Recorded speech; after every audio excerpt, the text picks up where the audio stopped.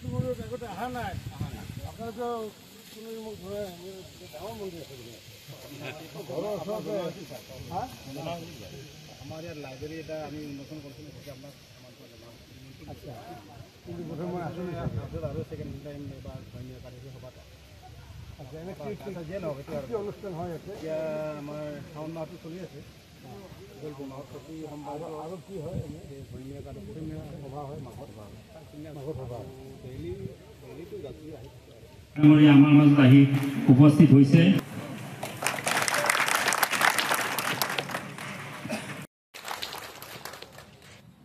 এতিয়া আমাৰ সন্মানীয় মন্ত্ৰী মহোদয় তথা প্ৰভাৰী তথা আমাৰ এনেকুৱা ধৰণৰ অগ্ৰগতি তাৰ খতিয়ান এটা ভাল লাগে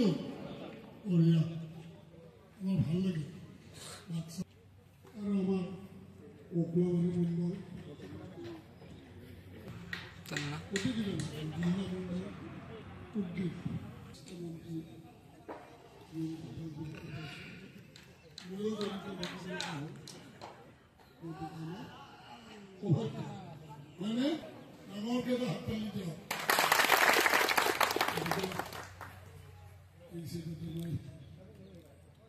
অহা নাই গতিকে প্ৰত্যেকগৰাকী 21 তাৰিখে আহে আমাৰ যুৱ ভোট বাহিনীৰ প্ৰত্যেকগৰাকী যাতে আহে আৰু শক্তি কেন্দ্ৰৰ যাতে প্ৰত্যেকগৰাকী আহে বাকী আমাৰ ইয়াতে চব কাৰ্যকৰ্তা বহিব এনেইতো আমাৰ এই অঞ্চলত মুখ্যমন্ত্ৰী আহি আছে যিহেতু কিন্তু এইখন যিহেতু আমাৰ কাৰ্যকৰ্তাৰ সভা এইখন আমাৰ ৰাজহুৱা সভা নহয় পৰৱৰ্তী সময়ত যিহেতু আমাৰ ৰাজহুৱা সভা যিহেতু হ'ব তেতিয়া ৰাইজৰ লগত সম্পূৰ্ণভাৱে কথা পাতিব বিধায়ক তথা মানাস বিধানসভা সমষ্টিৰ তত্ত্বাৱধায়ক বিধায়ক তেখেতে এই কাম কাজখিনি সন্মুখৰ পৰা নেতৃত্ব দি আছে গতিকে অগ্ৰগতি তাৰ খতিয়ান এটা দাঙি ধৰিবলৈ মই আপোনালোকেতো ৰেডিয়ে কালিৰ কাৰণে ভাৰতীয় জনতা পাৰ্টি আৰু আমাৰ কোকলাবাৰী মণ্ডল আমাৰ হালবাৰী মণ্ডল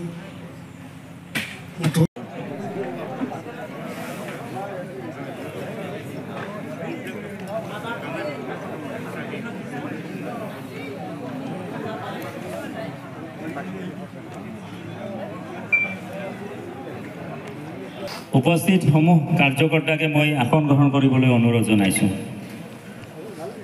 আমাৰ বাক্সা জিলাৰ দিহিৰা সমষ্টি চি ব্লক যিখন লক্ষী পূজাৰ পথাৰ তাত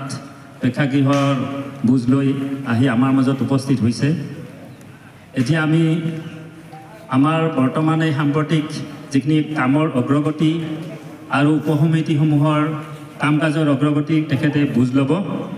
গতিকে মই সমূহ কাৰ্যকৰ্তা আৰু যিখিনি আমাৰ আদৰণি সমিতিৰ লগত জড়িত বিষয়ববীয়া আটাইকে তেওঁলোকৰ নিজ নিজ আসন গ্ৰহণ কৰিবলৈ অনুৰোধ জনাইছোঁ আমাৰ মাজত নাই আমাৰ UPPL লগতো সংঘাত নাই আমাৰ BPFৰ লগতো সংঘাত নাই যিহেতু BTC বাকী ৰাইজে বিচাৰিছে বিজেপিক বিচাৰিছে গতিকে বিজেপিৰনো শক্তি কিমান বা বিজেপিকনো ৰাইজে কিমান ভাল পায়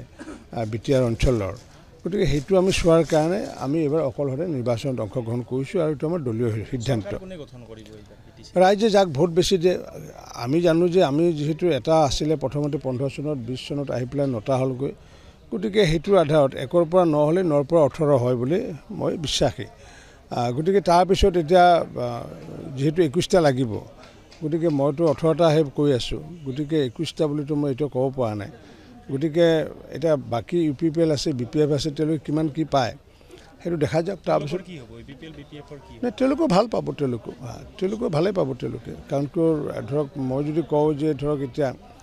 বাকী থাকি যাব 22টা থাকি যাব 22টাৰ ভিতৰত ভাগ বিতৰা হ'বগৈ এতিয়া কাৰ কোনে বেছি পায় সেইটো মই নাজানো বা BTCৰ জনগণে মই ভাবোঁ যে আমাকে ভাল পায় বেছি দ্বিতীয় ভালনো কাক পায় এইটো ৰাইজে সিদ্ধান্ত দিবগৈ ছেপ্টেম্বৰ মাহত বিজেপিয়ে অকলে চৰকাৰ গঠন কৰা মইতো ক'লোৱে যে আমাৰ যিহেতু সংখ্যাটো আহিব লাগিব 21টা আমাৰ আহিব লাগিব তাৰপিছতহে কিন্তু এই বিষয়টো লৈ পেলাই পৰৱৰ্তী সময়ত আমাৰ ৰাষ্ট্ৰীয় নেতৃবৃন্দ আছে লগতে আমাৰ মাননীয় মুখ্যমন্ত্ৰী ডাঙৰীয়া ৰাজ্যিক সভাপতি ডাঙৰীয়াৰ লগতে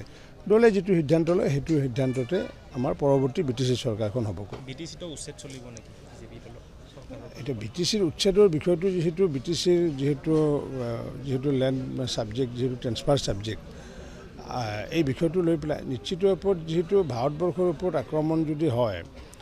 তেতিয়া BTC কোনখন অসম কোনখন বেংগল কোনখন সেইটো চোৱা নহয় গতিকে এয়া হৈছে ভাৰতবৰ্ষৰ ওপৰত এটা আক্ৰমণ আৰু এই আক্ৰমণ এইটো মই কোৱা কথা নহয় এইটো এটা আক্ৰমণ এইটো সুপ্ৰিম কোৰ্টৰ ৰায়ত কৈছিলে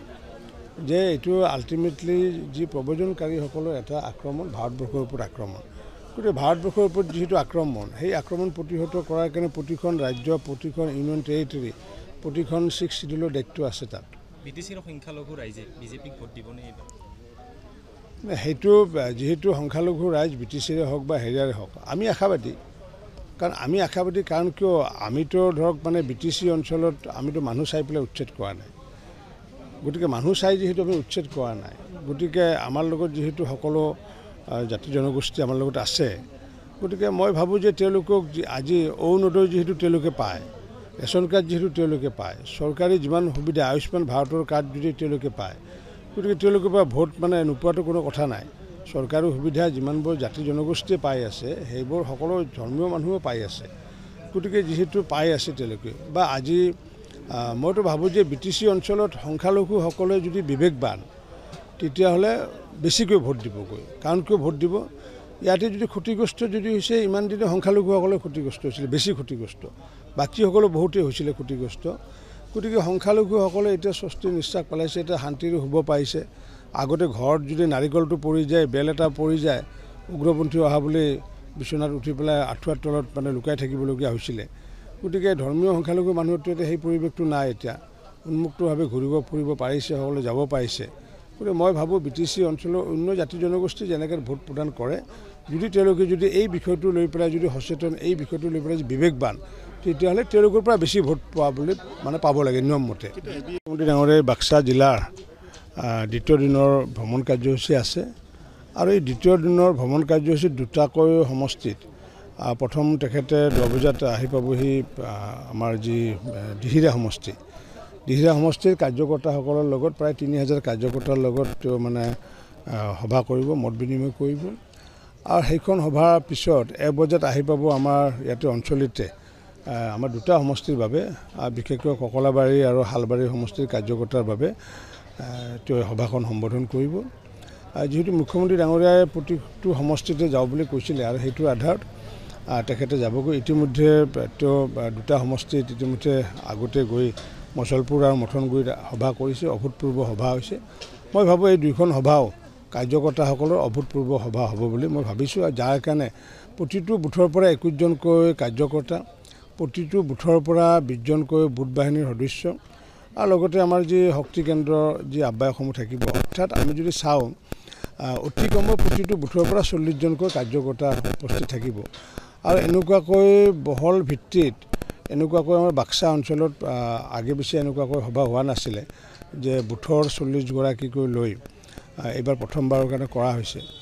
যিহেতু আমি বিশ্বাস কৰোঁ ভাৰতীয় জনতা পাৰ্টি বিশ্বাস কৰে যে আমাৰ যিটো সংগঠনৰ যি বুথৰ যি